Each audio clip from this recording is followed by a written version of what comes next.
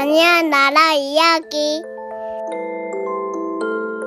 사자와 마녀와 옷장. 17장 하얀색 사슴 사냥.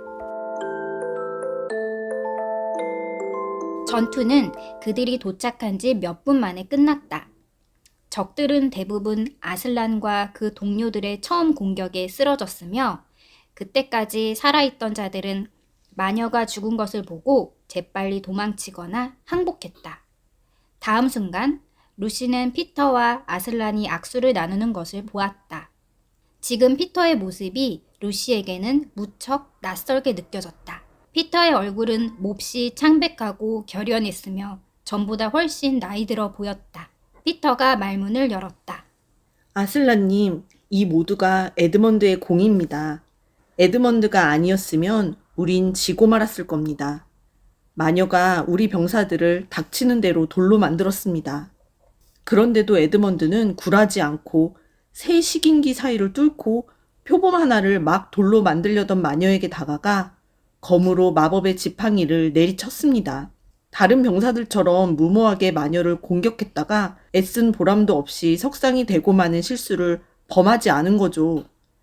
마녀의 지팡이가 동강나자 비록 이미 많은 희생자가 난 상태이긴 했어도 우리 편이 기회를 잡기 시작했습니다. 에드먼드는 심한 부상을 입었어요. 지금 에드먼드한테 가봐야겠습니다.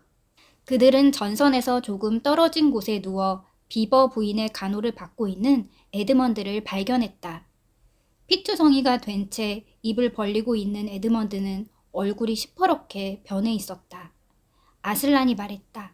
루시, 어서 서둘러라. 그제야 루시는 크리스마스 선물로 받았던 귀중한 물약이 퍼뜩 떠올랐다. 루시는 손이 너무 떨려서 좀처럼 마개를 열 수 없을 지경이었지만 겨우겨우 마개를 열고 오빠의 입에 서너 방울 떨어뜨려 주었다. 루시가 에드먼드의 파리한 얼굴을 들여다보며 과연 얼마나 약효가 있을까 가슴을 졸이고 있는데 아슬란이 말했다. 여기 다른 부상자들도 많이 있다. 루시는 볼멘 소리로 대답했다. 저도 알아요. 하지만 잠깐만요. 아슬란은 더욱 엄숙한 목소리로 말했다. 이브에 따라 다른 부상자들도 죽음의 문턱에 있다. 에드먼드 때문에 더 많은 이들이 죽어야겠느냐? 그러자 루시는 자리에서 일어나 아슬란과 같이 가면서 말했다. 죄송해요, 아슬란님. 그로부터 약 30분 동안 루시와 아슬란은 몹시 바쁘게 움직였다. 아슬란이 돌로 변한 이들을 되살리는 동안 루시는 부상자들을 돌보았다. 마침내 한가해진 틈을 타서 루시가 에드먼드 곁으로 돌아갔다. 에드먼드는 이미 일어나 있었을 뿐 아니라 상처도 말끔히 났고 오히려 예전보다 더 좋아 보였다. 사실 에드먼드는 그 끔찍한 학교에 첫 학기가 시작된 이후로 비뚤어지기 시작했다. 에드먼드는 이제 원래의 제 모습을 되찾았고 얼굴에도 그런 표정이 완연히 나타나 있었다. 아슬란은 싸움터에서 곧바로 에드먼드에게 기사자기를 내렸다. 루시는 수잔의 귓가에 대고 속삭였다. 에드먼드 오빠는 아슬란님이 오빠를 위해 하신 일을 알까? 마녀와 맺은 협정이 뭐였는지 말이야. 수잔이 목소리를 낮추고 말했다. 쉿, 모르지. 그럼 오빠한테 말해줘야 하지 않을까? 얘, 그걸 말이라고 하니? 그건 너무 가혹한 짓이야. 네가 에드먼드라면 기분이 어떻겠어? 그래도 알아야 할 것 같은데. 둘의 대화는 거기서 끊어졌다. 그날 밤 그들은 그곳에서 묵었다. 아슬란이 어떻게 그 많은 식량을 구했는지는 모르지만 아무튼 8시경에 모두들 풀밭에 앉아 맛있는 밤참을 먹었다. 다음 날 그들은 큰 강기슭 동쪽으로 내려가기 시작했다. 그 다음 날 오후 차 마실 시간 무렵 강 어귀에 다다랐다. 케어 페러벨 성은 작은 언덕 위에 우뚝 솟아 있었고 그들 앞에 펼쳐진 모래사장에는 바위를 비롯해 짭짤한 바닷물 웅덩이와 해초들이 널려 있었다. 바다 냄새가 물씬 풍기고 해변에는 짙푸른 파도가 끝없이 밀려와 부서지고 있었다. 그리고 갈매기 울음소리까지. 여러분도 그 소리를 들어본 적이 있지요? 기억이 나나요? 차를 마시고 나서 내 아이는 해변으로 다시 내려가 신발과 긴 양말을 벗고 발가락 사이로 모래의 감촉을 느껴보았다. 그러나 그 다음 날은 훨씬 엄숙한 날이었다. 케어페르벨 성의 대연회장에서 중대한 행사가 있었기 때문이다. 그날 상아지붕에 공작새 깃털로 장식된 서쪽 벽과 바다가 내다보이는 동쪽 문이 있는 멋진 연회장에서 아슬란은 모든 친구들이 참석한 가운데 트럼펫 소리에 맞추어 아이들에게 왕관을 씌워준 뒤 내 왕좌로 이끌었다. 모두들 귀가 먹먹하도록 외쳐댔다. 피터페아 만수무강하소서. 수잔 여왕 전하, 만수무강하소서. 에드먼드 전하, 만수무강하소서. 루시 여왕 전하 만수무강하소서. 한번 나니아의 왕과 여왕은 영원한 나니아의 왕과 여왕이다. 아담의 아들들아, 이 점을 명심하거라. 이브의 딸들아, 이 점을 깊이 새겨두거라. 활짝 열린 동쪽 문에서 새 왕들과 여왕들에게 경의를 표하러 해변으로 헤엄쳐온 인어들의 노랫소리가 들려왔다. 이윽고 아이들은 각자 왕좌에 앉아 왕호를 넘겨받았다. 그런 뒤 친구들인 툽누스 씨와 비버 부부, 거인 럼블버핀과 표범들, 착한 켄타우로스들과 난쟁이들, 그리고 사자에게 상과 훈장을 수여했다. 그날 밤 케어페러벨 성에서는 성대한 잔치가 벌어졌다. 유쾌하게 먹고 마시고 춤추고 황금이 번쩍이고 포도주가 넘쳐 흐르는 가운데 성 안에서 울려 퍼지는 음악 소리에 화답하는 바다 사람들의 음악 소리가 더 오묘하고 감미롭게 가슴속으로 파고들었다. 그러나 아슬란은 이 흥겨운 분위기에서 벗어나 소리 없이 자리를 떴다. 왕과 여왕들은 아슬란이 사라진 것을 알아차린 뒤에도 거기에 대해서 아무 말도 하지 않았다. 전에 비버 씨가 해준 충고 때문이었다. 그분은 오셨다가 금방 사라지곤 할 거예요. 하루는 그분을 뵈었다가도 이튿날은 또 못 뵙게 될 겁니다. 그분은 구속을 싫어하시죠. 게다가 나니아뿐 아니라 다른 나라들도 신경 쓰셔야 하니까요. 걱정할 거 없습니다. 아마 종종 들리실 거예요. 단 그분께 절대로 부담을 드려선 안 됩니다. 그분은 야성적이니까요. 길들인 사자하고는 전혀 다르죠. 이제 여러분도 보다시피 이 이야기는 거의 끝나가고 있다. 이 두 왕과 두 여왕은 오랫동안 나니아를 평화롭게 다스렸다. 맨 처음에는 하얀 마녀의 남은 무리들을 찾아내어 섬멸하는데 상당히 많은 시간을 보냈다. 악의 무리가 깊은 숲속에 숨어 지낸다는 소문이 떠돌았다. 여기저기서 출몰하여 살생을 한다거나 어느 달은 늑대 인간이 나타났다거나 그 다음 달은 마귀 할멈이 나타났다는 따위의 소문이었다. 그러나 결국 악의 무리를 남김없이 소탕했다. 왕들과 여왕들은 훌륭한 법률을 만들어 평화를 지키고 쓸데없이 착한 나무들을 자르지 못하게 했으며 어린 난쟁이와 사티로스들이 억지로 학교에 가는 일이 없도록 했고 남의 일을 방해하거나 참견하지 못하게 했으며 성실하게 살아가고자 하는 평범한 국민들에게 용기를 북돋워 주었다. 또 거칠고 사나운 거인들이 국경을 넘어 쳐들어올 때면 나니아 북쪽으로 격퇴시켜 버렸다. 그리고 바다 너머 나라들과 동맹을 맺어 우위를 다져 나가면서 서로 방문을 하기도 했다. 왕들과 여왕들은 세월이 흐르면서 몸도 자라고 외모도 변했다. 피터는 키가 크고 가슴이 떡 벌어진 훌륭한 용사가 되어 사람들은 그를 위대한 제왕 피터라고 불렀다. 수잔은 땅에 닿을 만큼 길게 늘어뜨린 검은 머리에 날씬하고 우아한 여인으로 자라나 바다 너머 나라의 왕들이 사신을 보내 청혼을 해오기도 했다. 사람들은 우아한 수잔 여왕이라고 불렀다. 에드먼드는 피터보다 더 말수가 적고 진지한 사나이로 성장해 어떤 문제를 놓고 판단하거나 심판할 때에 뛰어난 면모를 보였다. 그래서 사람들은 에드먼드를 정의의 왕 에드먼드라고 불렀다. 또한 늘 명랑함을 잃지 않았던 금발의 루시는 인근 모든 나라 왕자들로부터 첫째가는 왕빗감으로 손꼽혔으며 나니아의 국민들은 루시를 용감한 루시 여왕이라고 불렀다. 그렇게 그들은 행복하고 기쁜 나날을 보냈다. 그들이 설령 이 세계에서의 삶을 기억한다 해도 그것은 마치 사람들이 꿈을 기억하는 정도에 불과했다. 어느 해 우연히 툼누스 씨가 강으로 내려갔다가 잡은 사람의 소원을 들어준다는 하얀 수사슴이 또다시 그 지방에 나타났다는 소식을 가져왔다. 그래서 두 왕과 두 여왕은 궁정의 대신들과 함께 뿔나파를 불며 사냥개를 앞세워 하얀 수사슴을 잡으러 서쪽 숲으로 갔다. 왕들 일행은 사냥을 시작한 지 얼마 되지 않아 하얀 수사슴을 발견했다.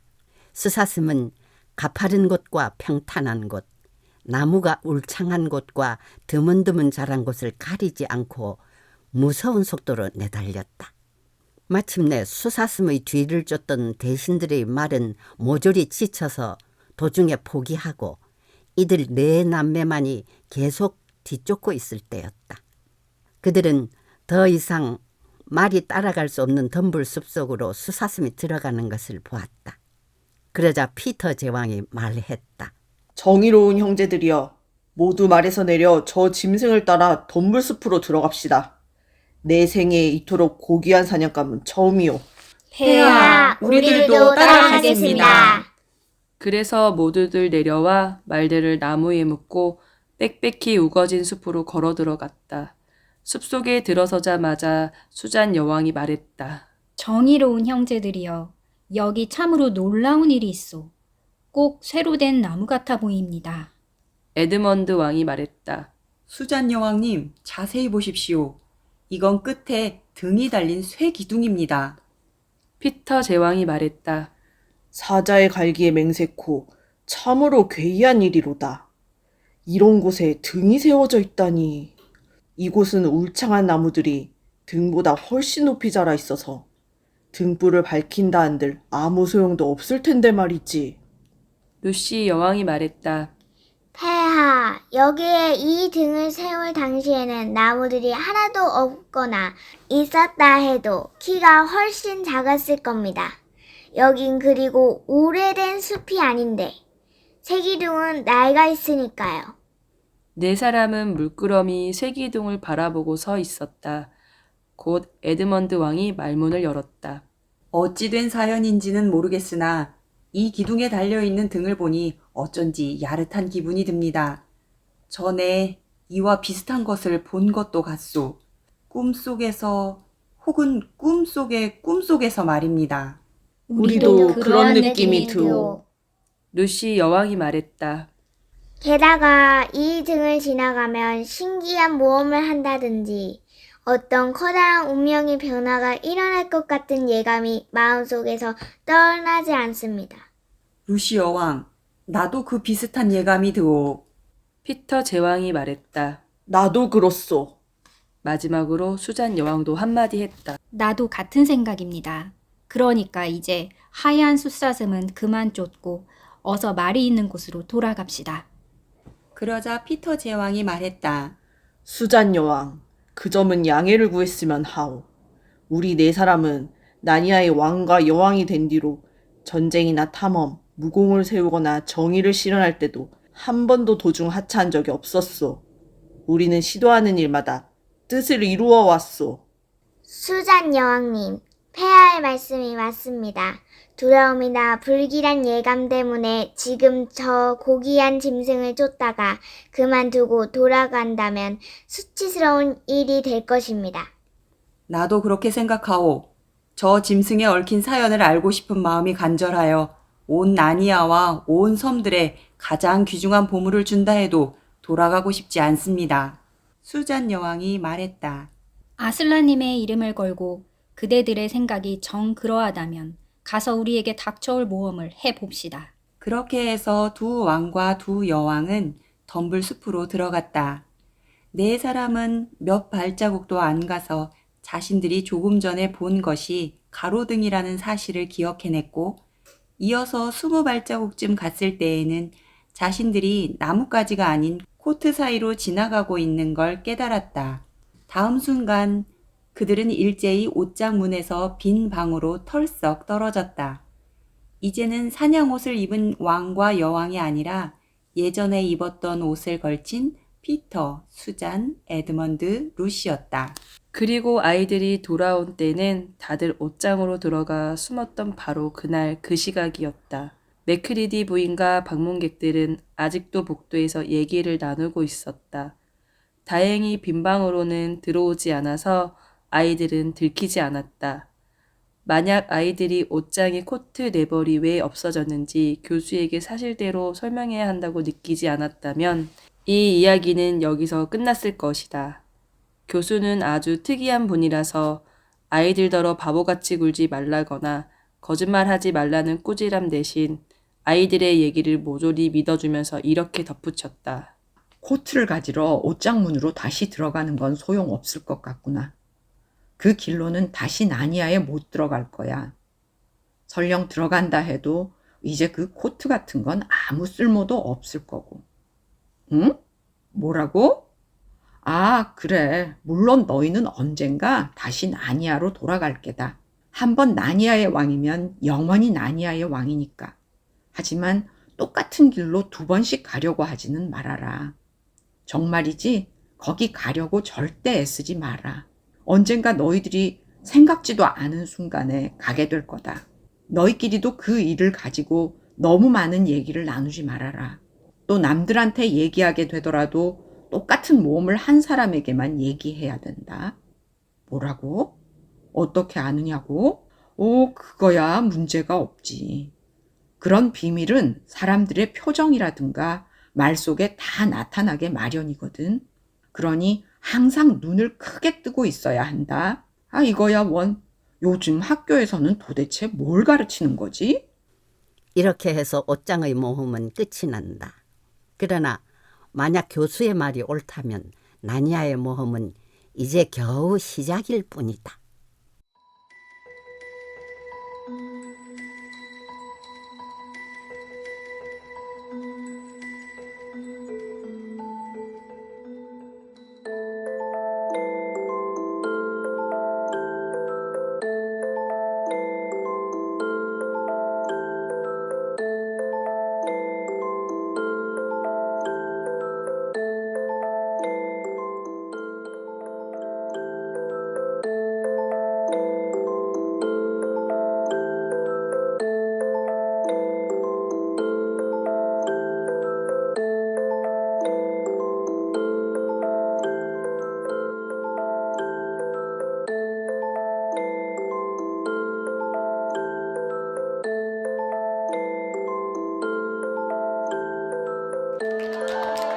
수고했어, 잘했어. 오늘 기침 하나 있었네. 소리를 넣어주세요. 아우, 수고했어요. 네. 그동안에 많이 쓰셨습니다.